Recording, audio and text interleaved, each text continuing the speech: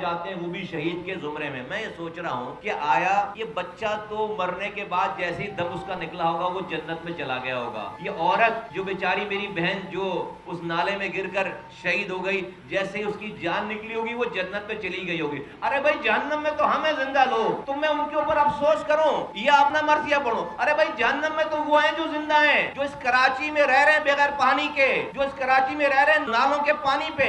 حیدرآباد والے جہنم میں 18 گھنٹے لائٹ نہیں ہے, پیمٹیاں کھول کھول کر 6 ہفتے تک لے کر جا رہے ہیں, لائٹ نہیں ہے, روزگار نہیں ہے, گرمی ہے, نالے کا پانی گھروں میں آ رہا ہے. تو میرے سمجھ میں نہیں آتی بات کہ میں اس بیچارے شہید ہونے والوں کے لیے افسوس کروں یا میں دل میں تسلی رکھوں کہ بھائی وہ تو جنت میں چلے گئے. ارے جہنم میں تو ہمیں چھوڑ گئے ہیں. اس پیپلز پارٹی کی ریاست کی گنڈا گردی کے نرغے میں ہم سب لوگ جہنم میں ہیں بھائی, وہ مزے میں جنت میں چلے گئے. یہ جو زندہ لوگ ہیں کراچی, حیدرآباد, سندھ والے, یہ